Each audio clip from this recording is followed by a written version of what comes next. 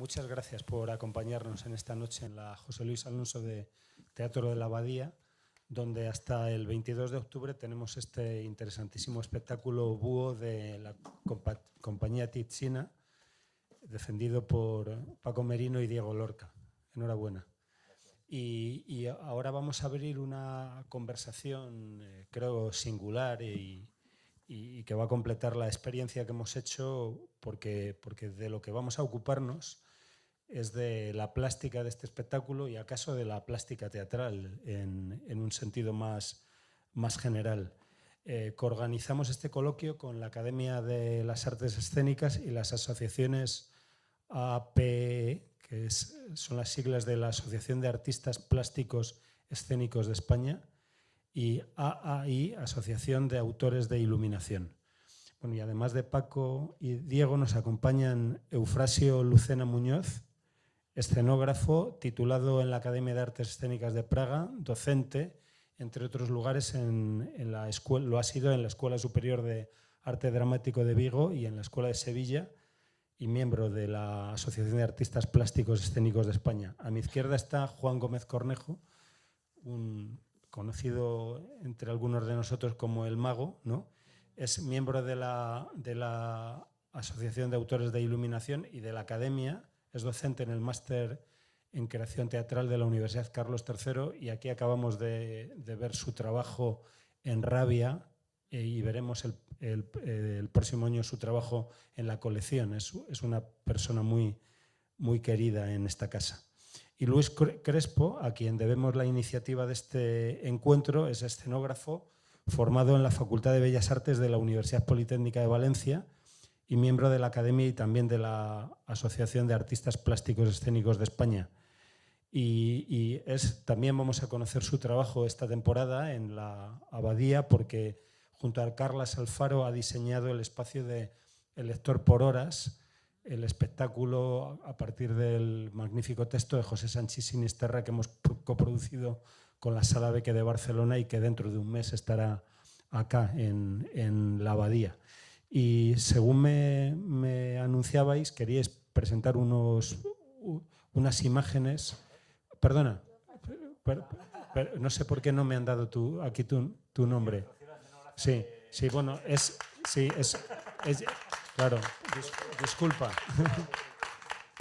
Disculpa porque no me dieron aquí Sí, pues efectivamente, Rocío, discúlpame, ha sido y ya echaré una bronca a quien me ha preparado este papel.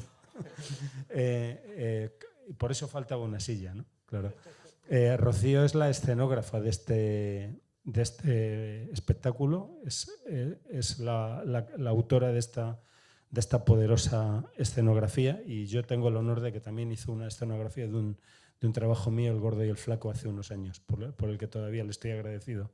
Pero me decíais, Paco y Diego, que ibais a presentar unas imágenes del proceso, ¿no? Sí. Pues hagámoslo, Vale. Si están preparadas. Vale. Empezamos con las de... Vamos a presentaros rápidamente fotos de investigación de la obra, de dónde ha surgido todo el inicio de la creación. Vamos pasando, esto es del Instituto Goodman, del hospital que se nombra en la obra, donde estuvimos cada día acompañando al equipo de neuropsicólogos que trabajan con gente que sufre amnesias. Vete pasando si quieres. Estos son de las cuevas. Estuvimos 24 horas con un espeleólogo recorriendo el interior de una montaña en el Cantábrico, por la parte de la oscuridad. Esto es...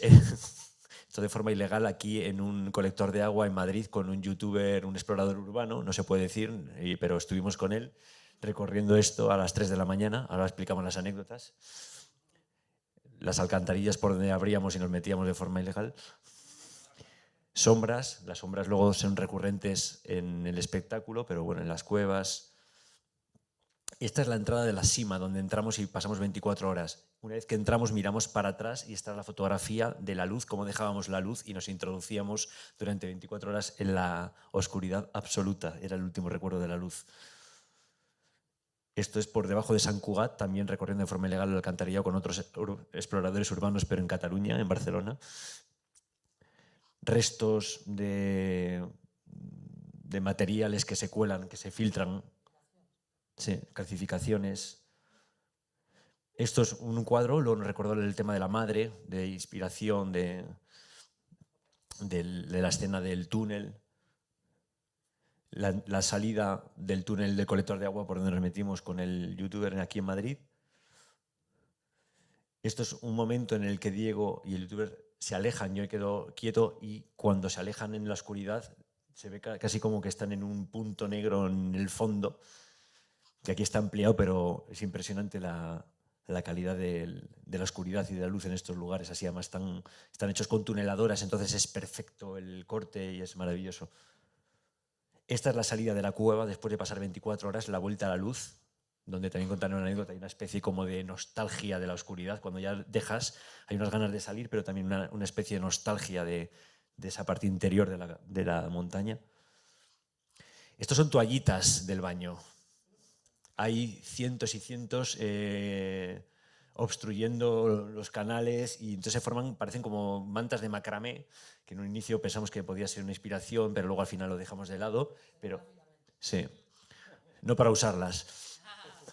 Esto es con los Mossos de Escuadra en Barcelona, que también contaremos, nos acompañaron durante 4 días. Es un túnel excavado para evitar los bombardeos. En Barcelona, sí. Esto es la forma de entrar de los Mossos de Escuadra en las alcantarillas. Lógicamente, con los youtubers entrábamos a pelo, sin nada. Los Mossos de Escuadra todo tenía que ir con seguridad, con una grúa, con mascarilla de oxígeno. Ellos no sabían que íbamos con los ilegales, los ilegales no sabían que íbamos con los Mossos de Escuadra. O sea, la equipación de aquí con la comparada con la que íbamos con el otro chaval no tiene nada que ver, vamos. Con detectores de gases, líneas de vida para bajar 5 metros, esto. Pero la seguridad es importante. Esto es en la cima de la cueva, en un lugar muy angosto, después de grandes cavidades y entradas enormes, de repente lugares en los que teníamos que ir arrastrándonos y saliendo por lugares muy, muy, muy estrechos, ¿no? Esto es dentro de la cueva también, con el espeleólogo que nos acompañó. Estos son materiales también de calcificación dentro de la cueva. Había texturas maravillosas, no solamente las estalactitas, sino parecían como pieles de animal, había cantidad de fósiles. Esto es también de la cueva. Y esto, por último, es la visión de la estalactita, de los miles y miles de años acumulados ahí. Vale. Y si quieres, bueno, comentamos esto y luego hacemos la mención de la escenografía, si quieres. Vamos a comentar primero esto. Para nosotros el inicio de todo el periodo de investigación surgen de 2 temas principales y eran la memoria y la oscuridad. Por la memoria siempre decidimos buscar lugares que tienen que ver con esta temática y encontramos el Instituto Guttmann, que hay un instituto en Barcelona y otro en Badalona, que se ocupan entre muchas cosas de tratar a gente que sufre amnesias. Y entonces hay un trabajo de neuropsicología muy repetitivo de ejercicios para intentar recuperar esa parte de identidad que se ha borrado en el olvido, ¿no? Y en la parte de oscuridad, toda la investigación la centramos en los Mossos de Escuadra, como he dicho antes, que nos acompañaron durante varios días por el alcantarillado de Barcelona, pero también por cuevas de allí cerca de NASA Barcelona.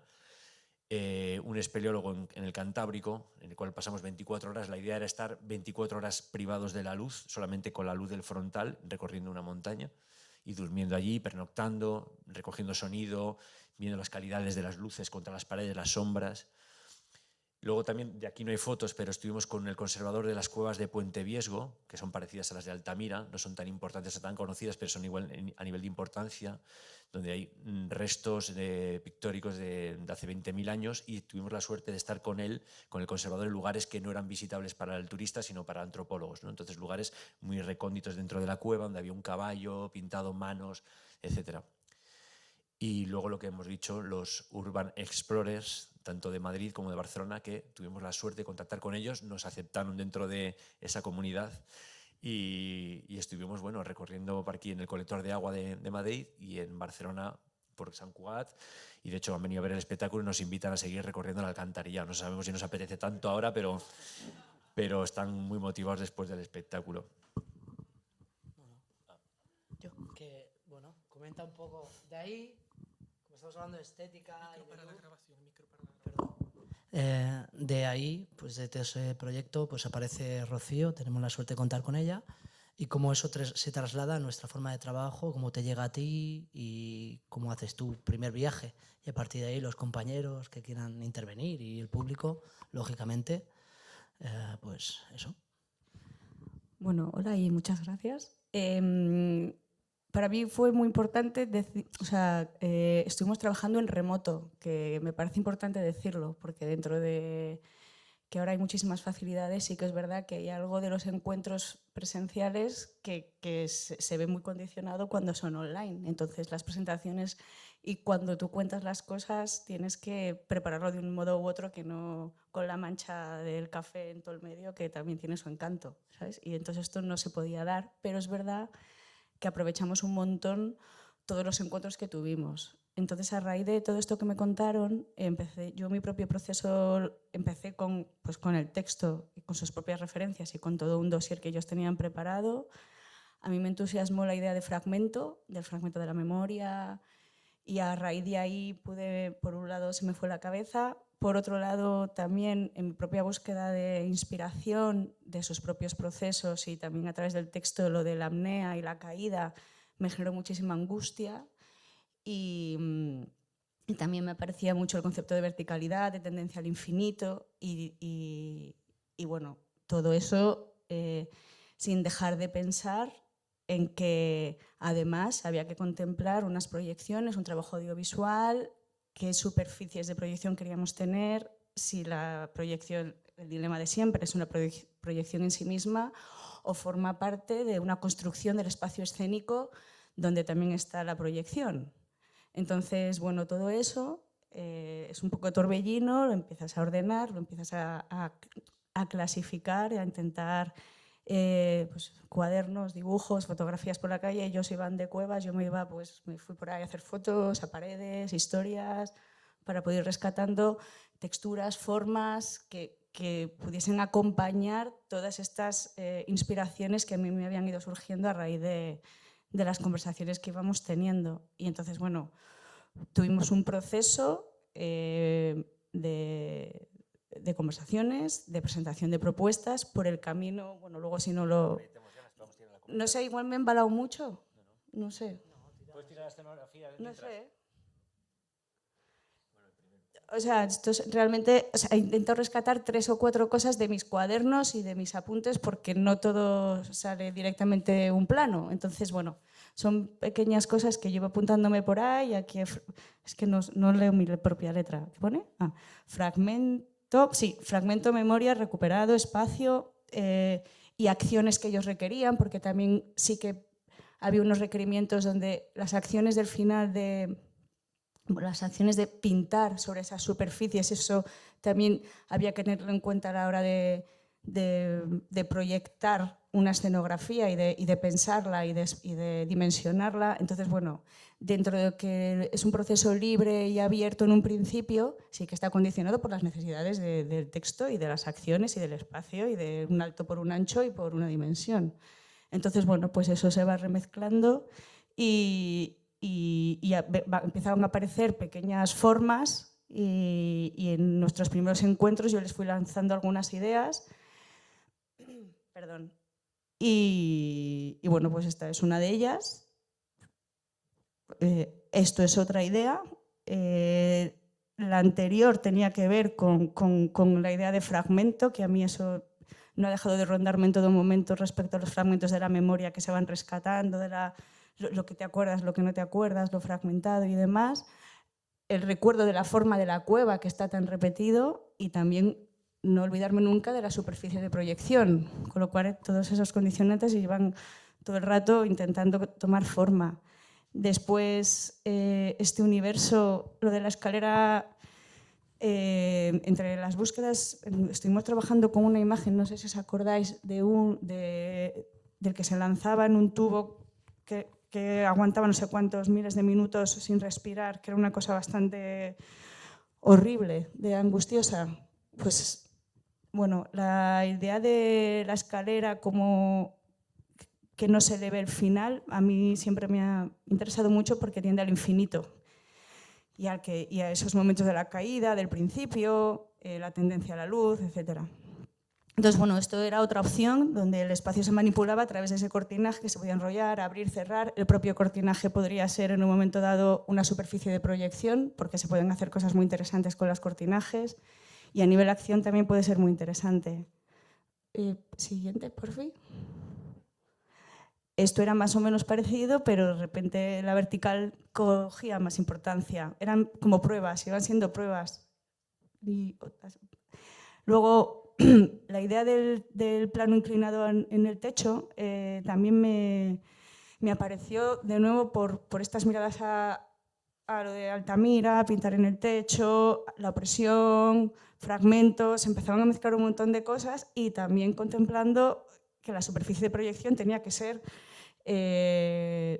trabajada, porque desde el principio hablábamos con Joan, que en mi opinión ha hecho un trabajo magnífico y construye muy bien el espacio con sus proyecciones y es muy sutil y bueno, a mí me parece una pasada lo que ha hecho.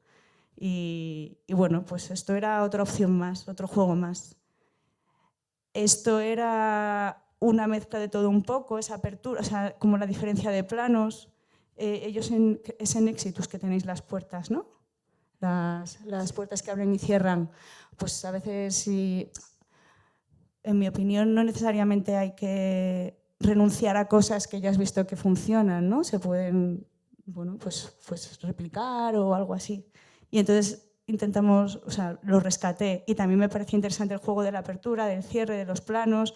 Esto es un poco de batiburrillo. Y luego otra, por fin.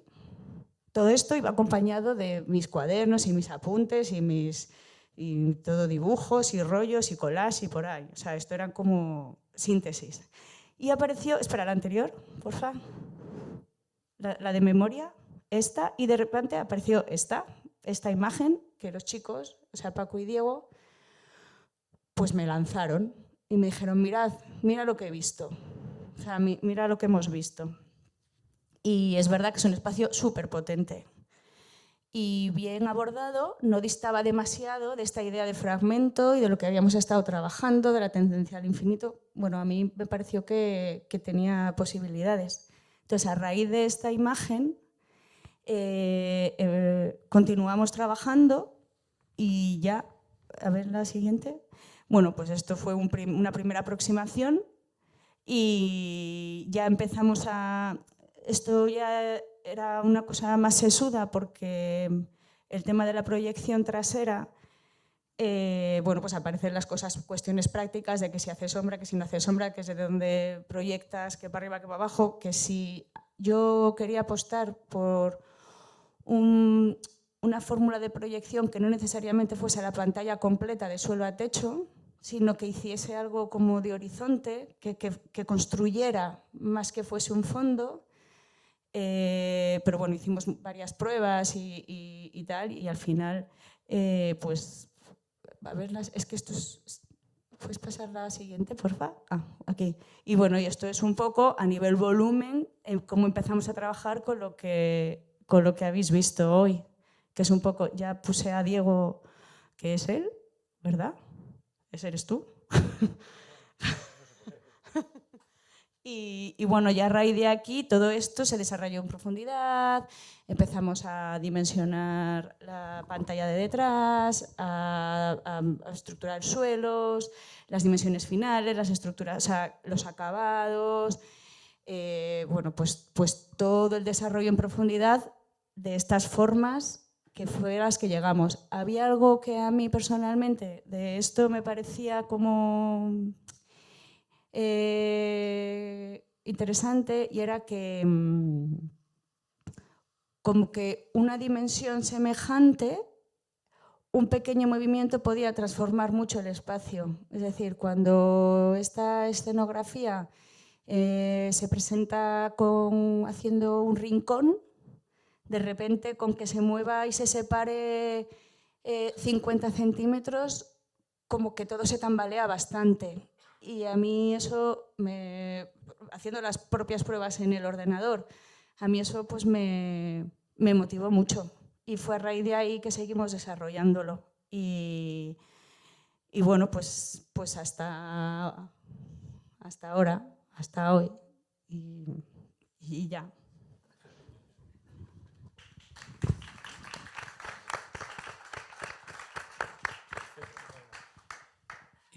Muchísimas gracias por el trabajo. Gracias también por la explicación. Que en cualquier momento el público puede preguntar. De hecho, por favor, háganlo, porque si no tenemos la responsabilidad los de aquí y no nos hemos preparado las preguntas. Yo simplemente quisiera poner en relieve lo que acaba de hacer Rocío. Es como si se hubiese desnudado, perdón, en el sentido de compartir un proceso creativo que es muy íntimo, que se hace con el equipo artístico, con la dirección, teniendo muy en cuenta la dramaturgia, que es una palabra que utilizamos ahora para hacernos los modernos cuando es muy antigua, pero es como realmente la estructura interna para que las cosas funcionen, ¿no? Puede haber dramaturgia textual y también la puede haber visual, ¿no? Entonces lo que acaba de hacer la compañera Rocío es expresar, o sea, compartir con ustedes toda la cocinilla y presentarles los ingredientes de lo que hemos saboreado. Entonces, muchísimas gracias, porque yo creo que en pocas ocasiones el público se puede acercar a ese proceso creativo que nos ayuda a comprender el espectáculo, ¿o me equivoco?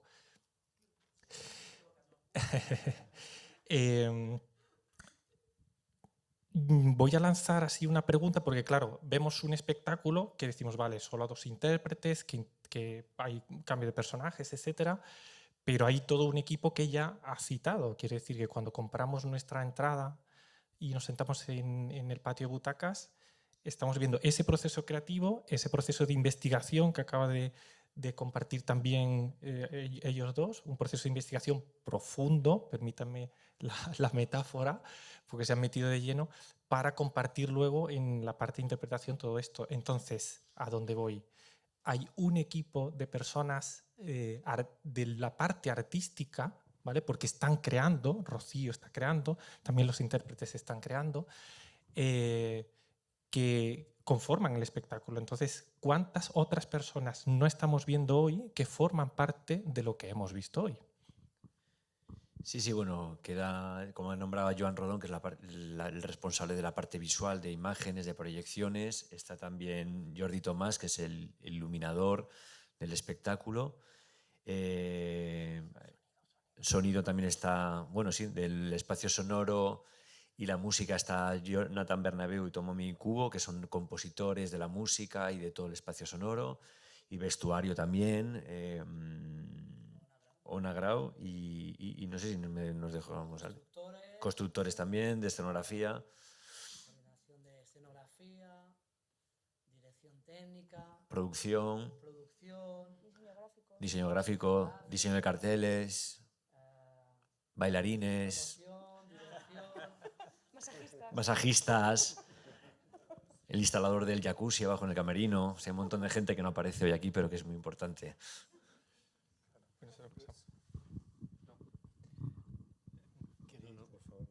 Bueno, enhorabuena, chicos. Hay una serie de elementos que estáis utilizando, que justo ahora la Asociación de Artistas Plásticos ha hecho estas jornadas del objeto.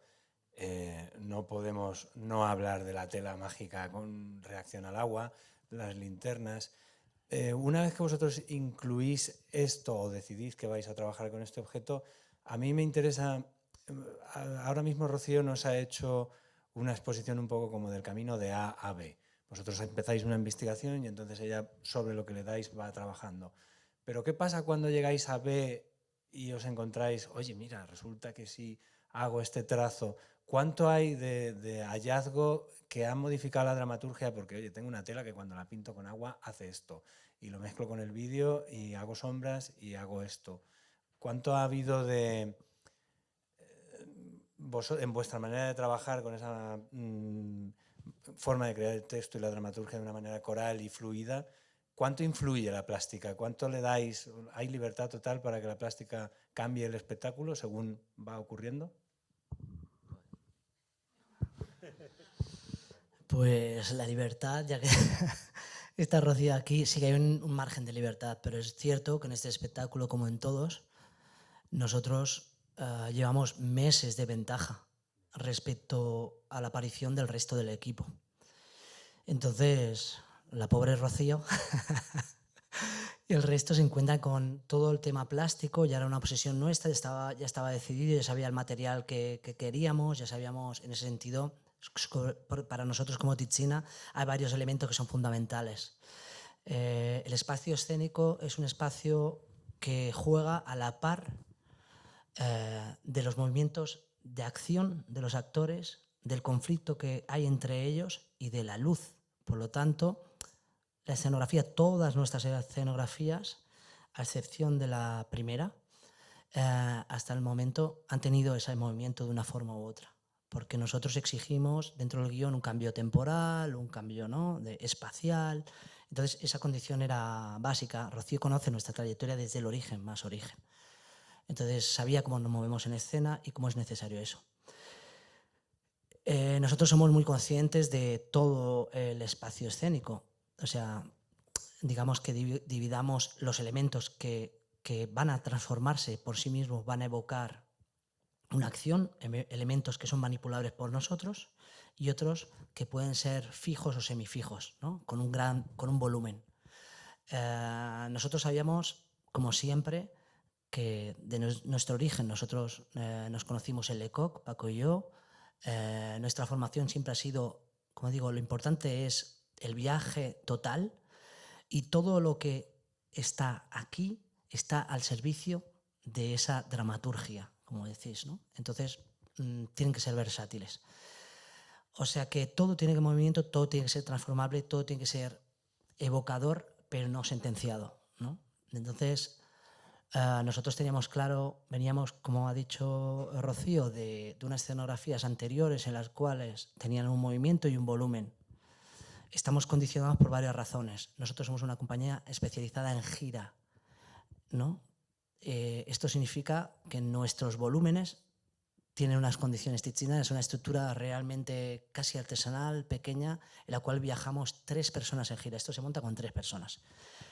Hoy Sergi, por ejemplo, que está aquí, pues hace vídeo, hace sonido y hace luces. Y todo eso tiene que montar cada día. Cada día que llegas, con la ayuda de los teatros, con todo el equipo que encontramos ahí, se monta. Entonces, eso también limitaba en positivo, ¿no? Es decir, nosotros venimos del teatro vacío, del teatro esencial, donde un cuerpo puede jugar al servicio de cualquier imaginario, y del mismo modo el espacio escénico lo hace para nosotros.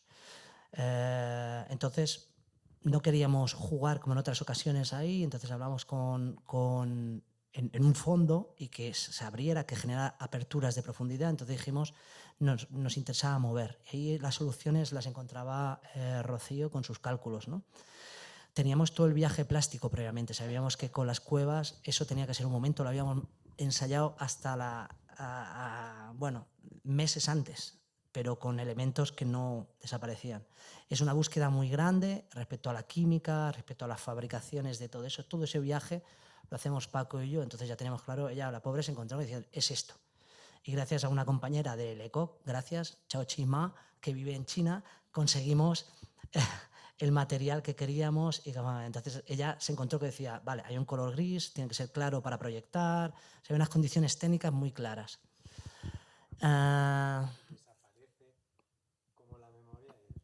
Eso era el hallazgo de juego que nosotros, digamos, en el laboratorio de ensayo, nosotros ensayamos con el texto, ensayamos con la música y ensayamos con elementos plásticos que el equipo debe asumir. Como decía, pues el vídeo tiene que asumir cuál va a ser la superficie donde debe proyectar, el tamaño y el color. Ella también. Todo venía y nos encajaba en relación a la tela, a la superficie, de los colores grisáceos, y buscar ese hormigón inspiratorio que va apareciendo. Es un proceso largo también de presentar, como habéis visto, su sacrificio de una y otra vez, de buscar y ahondar y enfrentarse a esa búsqueda. Entonces, aunque sea posterior, realmente Rocío, todo el equipo, presentan muchos modelos y nosotros en ese sentido tenemos muy claro decir, pues esto sí, esto no. ¿Cuánto se transforma?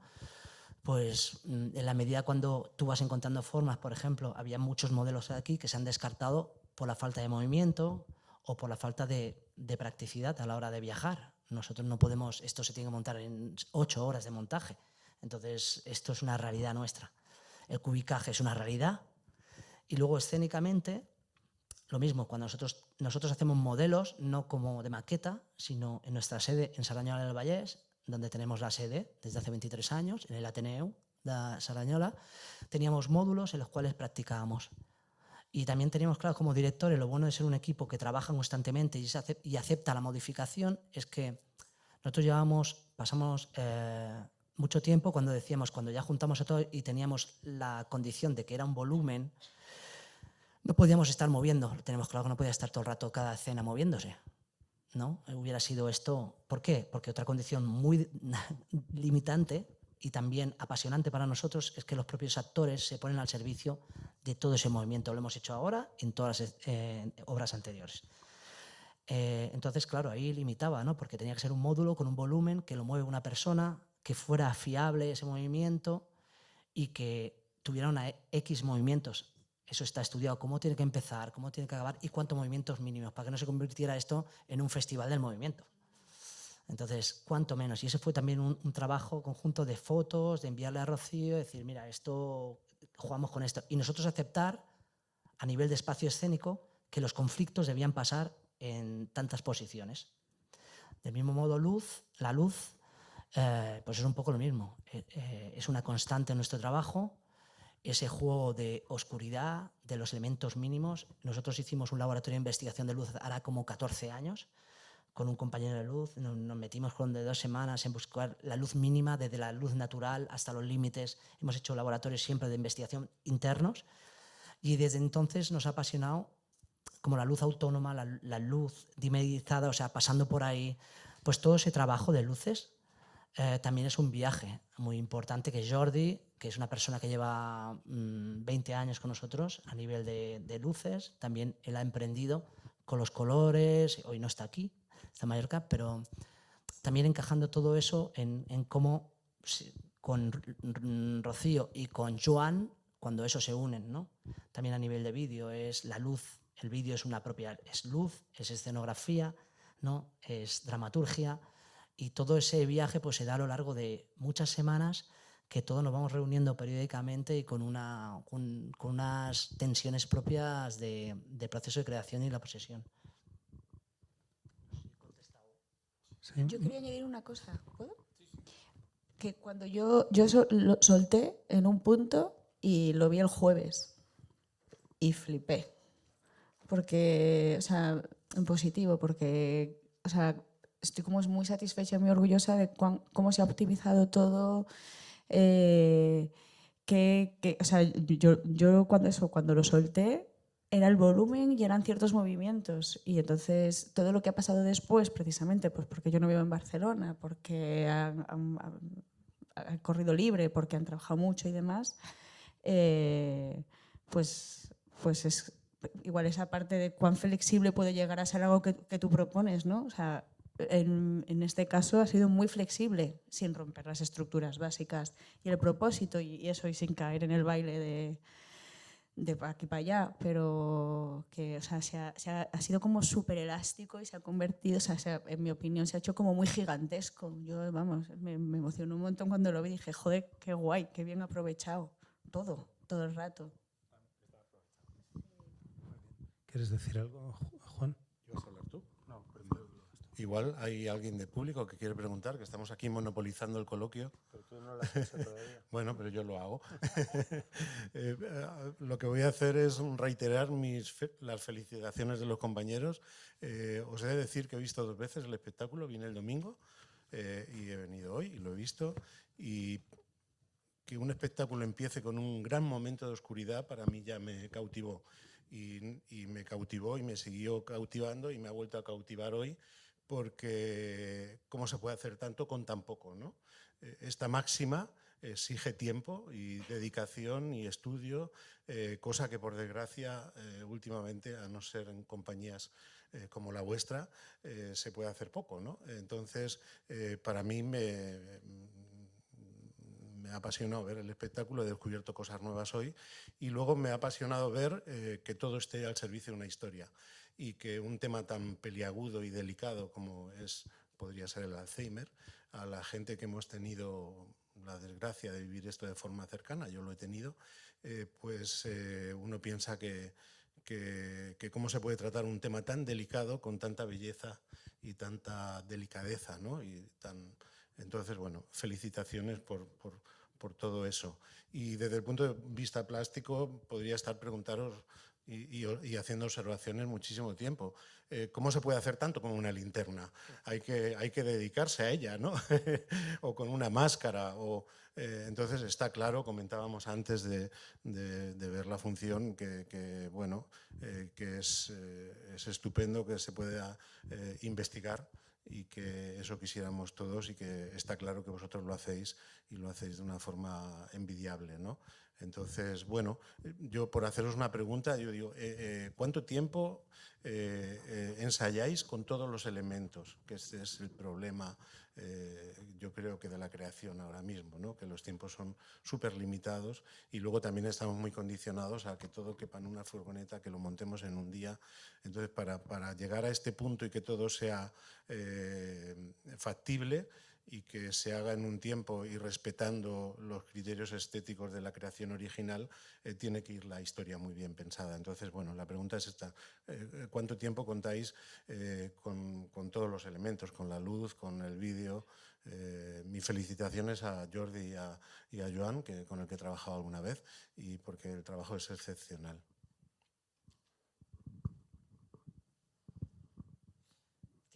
La respuesta es, como he dicho, en Sardañola tenemos la suerte de tener un convenio con algo que es de todos, que es un servicio público y que nosotros con nuestro ciclo hemos hecho en 23 años 6 obras. Significa un proceso de creación alrededor de 2 años, desde el origen de la idea hasta el final, y que siempre debe coincidir el proceso de ensayos real, con todo en el espacio escénico, donde ya podemos disponer de luz, de sonido, donde montamos todo el chiringuito y toda la sala está, ¿no? Todo de escenografía. Tiene que ser en periodo estival porque es el tiempo donde un espacio municipal puede cederte. En este caso, nosotros en el espacio hemos tenido como 10 semanas y ya teníamos todo, o sea, los modelos anteriores. Nosotros empezamos en julio con disponibilidad total, 2 semanas antes, mentira, mediados de junio, julio, agosto, con nosotros encerrados, y iban viniendo la diferente gente por ahí, todo el equipo artístico, todo montado, y hicimos septiembre, la segunda semana, y una cosa que también hacemos, que creo, como dices, abrir, nosotros hacemos como, igual que se prueban los puentes, me gusta esa imagen, con muchos camiones encima, ¿no? Como un test de esfuerzo. Nosotros cuando creamos, más allá de la semana de las generales, nosotros hacemos, durante septiembre nos pasamos 2 semanas con todo el personal de allí haciendo pases, con limpiadores, limpiadoras, con gente que no tiene nada que ver, invitando tal, 3 personas, 4 personas, los primeros pases, y con todo. Y cuestionándonos una y otra vez y preguntarle qué has entendido, cada uno te lo explica, como vas a decir, me aburrí a partir de aquí, no sé qué, o es triste, o como te lo digan, ¿no? Esas semanas son determinantes para acabar de hacer, y ellos ya serían como generales con gente que no tiene nada que ver, que no tienen esto. Luego institutos, y finalmente ve la luz, hoy es 11, 10, pues mañana hará un año exactamente del estreno. O sea que calcula que con todo unas casi 12 semanas a disposición. Seri, ¿tienen las fotos de los ensayos? Ahora mostramos cómo, para Estaría- terminar, para que estaría- y estaría podéis bien preguntar también que- mientras tal. Estaría para que bien veáis cómo se ve que os diésemos la el palabra, ¿no? ciclo. Sí. Porque ¿no? Que estaría Vete bien, tirando la serie. mientras van apareciendo las imágenes, pues quizá alguien quiera tomar la palabra para hacer alguna pregunta, un comentario, una sugerencia, Esther. A mí me gustaría preguntaros la dramaturgia escrita, si está anteriormente a los ensayos, a vuestra investigación, y también me ha interesado mucho que habéis hablado de la oscuridad y la memoria como motor para el espectáculo y esas ideas, ¿de dónde vienen? Si vienen de la historia que ya teníais previamente o simplemente porque es para vosotros inspirador hacer un espectáculo diciendo la memoria. Y que ese binomio, esa relación, ¿no?, con la oscuridad. si podéis hablarnos algo sobre esto. Pues mira, el binomio surge en dos temas totalmente diferenciados. La memoria venía de un trabajo que veníamos, digo yo, investigando anteriormente, que iba sobre la identidad, y buscando sobre la identidad damos con la memoria como cimiento de la identidad.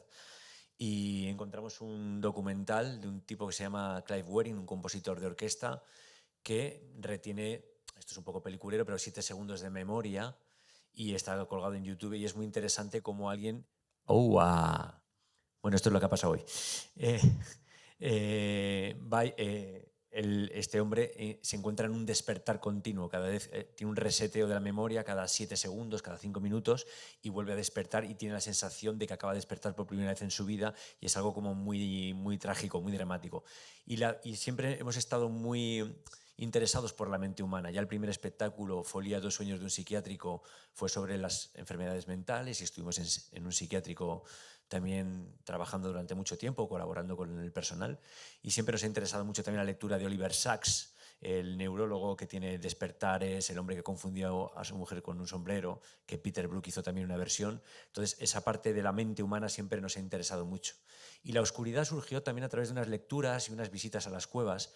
A veces no sabes cómo al final van a conectar ese tema, pero sí que teníamos muy claro que como que era un mundo inexplorado, pero que generaba mucho magnetismo, que tenía que ver también con la memoria ancestral, como alguien se mete en la oscuridad a dejar una pintura, también como en esos cuentos infantiles también la entrada por un árbol, la entrada por una gruta siempre genera esos miedos, pero también esa atracción.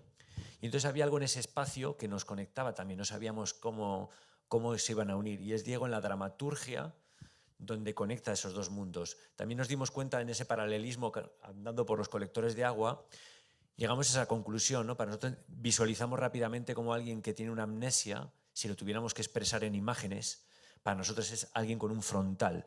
Todo el resto está en oscuridad total y solo veo esa pequeña luz. Y cuando quiero enfocar al otro lado, veo una pequeña luz, pero el resto desaparece. Y para nosotros era una metáfora visual muy potente de que era estar con una amnesia, y sin tener que explicarlo con palabras, que no todo tuviera que basarse en las palabras, sino que también a nivel visual, lo que hablábamos de la dramaturgia visual, como de repente ver y sentir y oír esa sensación, ¿no? Y para nosotros transitar en una cueva nos llevó a esa... Y luego ya la historia, Diego, conecta con toda la parte antropológica y eso. Pero que lo cuenten. No, ha quedado claro, ¿no? ¿Otra pregunta o cuestiones? Bueno, ahí vas viendo los módulos.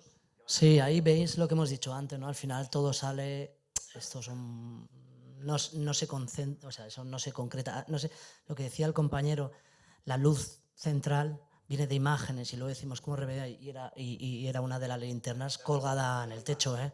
No había más para mostrar eso. Luego ya pasa a un plano de luz, ¿no? Dimerizada como un teatro, pero para ensayar al final, bueno, todo un poco es sobre la misma idea. Para nosotros es verdad que tienes que tener actores creativos al servicio de la acción y que no paren de crear a cada propuesta de dirección.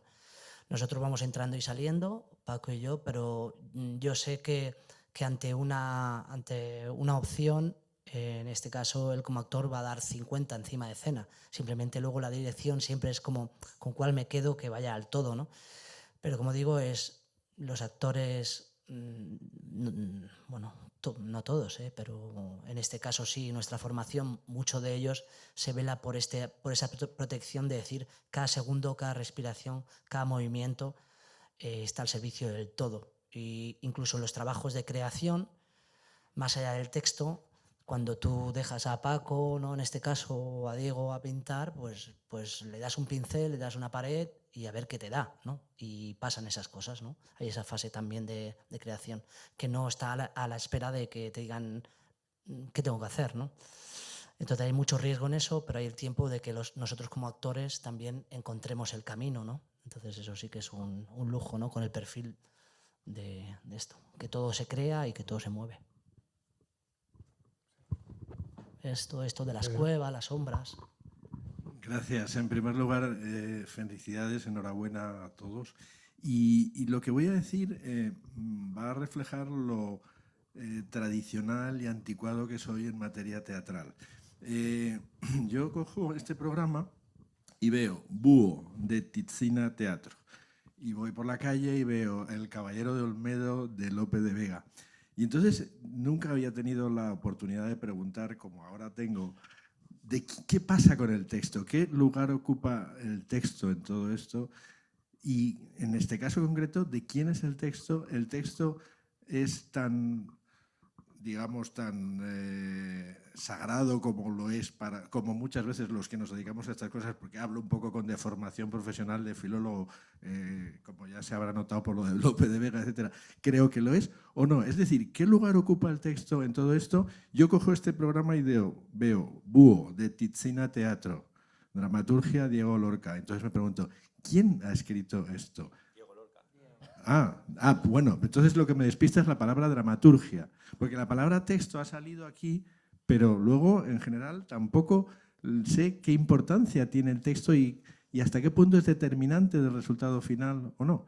¿Entendéis? Un ejemplo con el que a lo mejor me vais a entender mejor. Como soy, bueno, desde luego lo que sí soy es aficionado al teatro desde hace muchísimo tiempo y desde muy joven. Recuerdo cuando aquellos montajes en el Teatro de la Comedia o en el Teatro Español, que al salir del teatro comprabas el librito del texto. Muchas veces salgo de un teatro con muchas ganas de comprar el texto y llevármelo a casa. Y eso ya no existe. Ah, sí existe. Pues entonces me estoy equivocando, pero os aseguro que muchas veces me ha ocurrido el que ese deseo mío, digamos, de llevarme a casa el texto y hojearlo y leerlo, no he podido satisfacerlo porque el tag texto no existía. Y entonces decía, bueno, yo es que claro, es que soy un anticuado y esto de la dramaturgia es otra historia. Perdón por el desorden de la pregunta o de las reflexiones, pero quería que me dijerais algo al respecto. Pues eso, es una dramaturgia que la ventaja es que es una dramaturgia que sabes que va a ser llevada a escena. O sea, cuando nosotros escribimos, en este caso yo escribo, yo sé que ese espectáculo se va a llevar a escena. Entonces, cuando van apareciendo en nuestras visitas, ¿no?, nuestra investigación larga en los diferentes ámbitos que ha dicho Paco, pues yo tenía claro que mis palabras iban a plasmarse en un texto. Dicho esto, pues para mí el texto ocupa un valor tan importante como la creatividad de los actores en el ensayo, como la dirección, como la escenografía, porque no es más allá del texto que está ahí a la venta. Quiere decir que esa es mi importancia desde dentro. Sabemos que es un todo y somos capaces de sacrificar los ámbitos. Igual que soy capaz de sacrificar como actor y no me siento mal porque muevo una escenografía, sino que es un diálogo con la escenografía, cuando yo espero a la luz, no me sacrifico, o sea, como escritor de este texto, no me siento mal porque de las 45 o 50 páginas iniciales acaben siendo 29, porque entiendo que en la puesta en escena no requiere más que eso y más que me cargaría. Dicho eso, aprovechando que está Juan Mayorga, ¿no?, pues quizás lo bonito es, me encantaría, si no te meto en un berenjenal, es que hablara de su visión externa de qué significa un texto, ya que es, digamos, uno de los más grandes dramaturgos, escritores en este país, pues es un lujazo de que pueda él analizar, ¿no?, o decir lo que quiera, vamos, básicamente, como lo ve. También ha dirigido y entiende... Sí, por supuesto que muchas gracias por tus generosas y exageradas palabras, pero no voy a cometer la grosería de utilizar la palabra, sino para hablar de vuestro espectáculo. Creo que nos están regalando algo muy importante esta noche. No solo nos habéis ofrecido el emocionante, inteligente espectáculo Búho, sino que ahora estáis completando esta experiencia, primero mostrándonos cómo trabaja Titzina. Y eso ya es muy importante, ¿no? Porque, como ha dicho Juan, lo que vosotros hacéis, que debería ser normal, es sin embargo excepcional. Este tipo de procesos tan delicados, tan minuciosos, con tantas gentes implicadas, pero buscando un objetivo son extrañas en nuestro sistema teatral. Entonces hemos recibido algo muy importante hoy, hemos comprendido, hemos sabido algo más sobre cómo trabaja una compañía decisiva en las últimas décadas en el teatro español, que es Tichina, ¿no? Pero además creo que nos habéis dado una lección de teatro. Hemos recibido una lección de teatro porque el teatro es un arte materialista. Trabajamos permanentemente con contingencias. Ahora mismo estamos en el mismo espacio, estamos profanando de algún modo el mismo espacio donde hace un rato aquí había un drama enorme, ¿no? Y asistíamos a ese viaje de un hombre de un ser humano hacia sí mismo, y esto ha sido la habitación de un centro sanitario, pero también era una cueva, ¿no? Y era de algún modo el espíritu de ese hombre, ¿no? Y de lo que se trata es siempre en este arte de contingencias, me parece, convertir los límites en ocasiones poéticas. Diego nos ha descrito algunos límites de su trabajo. Todo tiene que caber en una furgoneta en que van 3, ¿no? Y hay que montar en 8 horas y todo tiene que tener cierto peso, etcétera. Pero ellos han convertido esas limitaciones en ocasiones poéticas, gracias primero a los cuerpos, estos cuerpos elocuentes formados en Lecoq, y que pues, tanto nos dan a imaginar, pero también con esa escenografía de Rocío tan inteligente y tan plástica. Y luego con esas luces y esos sonidos que hacen de lo pequeño algo muy complejo, y finalmente con nuestra complicidad, con nuestra imaginación cómplice, porque finalmente se trata de eso, de que con estos pequeños elementos provoquéis nuestra complicidad y nosotros deseemos creer y acabemos convirtiendo, gracias a vosotros, estos metros cuadrados en una cueva, en una habitación y en el espíritu de un hombre. O sea, que a mí me parece que lo que nos habéis ofrecido es muchísimo, y ese es todo el comentario que me atrevo a hacer. O sea, muchas gracias Diego, Rocío y Paco y todos los que os acompañan. Y quizá alguien no quisiera que la mía fuese la última palabra. Yo quiero satisfacer una simple curiosidad con una pregunta a Paco. ¿Cuántas horas has estado viendo vídeos de búhos para conseguir que la sensación sea completamente realista? Pues mira, si pudiera compartirte mi cuenta de YouTube lo verías, porque solo me salen vídeos de teatro, de esgrima, que es el deporte que practico, y búhos. Me salen un montón de búhos. Entonces el algoritmo todo el rato me manda búhos, ahora búhos caminando, búhos por la noche. Y tal, todo ha sido en YouTube. Pero tengan en cuenta, como decía, el Lecoq, donde nosotros nos formamos, que es una escuela primordialmente para mí de creación y de eso, del espacio vacío, de construir a partir del espacio vacío. El primer trabajo que hay ahí, el primer trabajo que haces creativo allí se titula Un lugar, un acontecimiento. O sea que empezamos con muy poco, ¿no? Quiero decir que nosotros allí, en esos años de formación, lo del búho era un ser complejo, porque hemos hecho diferentes luces, la dinámica, lo que se llama la mimodinámica allí, que significa cómo expresar cosas más abstractas, las luces, cartones, pero cartones mojados, cartones, o sea que el universo de imaginación le das una condición, ¿no? Una condición a Paco de hacer el búho, y su referencia es bastante concreta, ¿no? Comparado con Lecoq, que nos pedía hacer un huevo frito, búho es hacer un Tennessee Williams, es un clásico, ¿no? Tampoco tiene mucha complejidad. Pero sí. Pero bueno, sí, sí. ¿Te atreverías a hacernos un huevo frito? No, he perdido la experiencia ya. Necesito ver vídeos de huevos fritos. Lo que sí me parece interesante, y de verdad no quería profanar las últimas palabras, es que aunque el debate o este encuentro se centraba en la plástica teatral, me ha encantado que cerremos con la importancia de la interpretación, porque seguramente esto daría para un tema para discutir, pero si no llega la interpretación actoral, el elemento no tiene significado. Entonces, muchísimas gracias por vuestro trabajo. Gracias a vosotros y al público.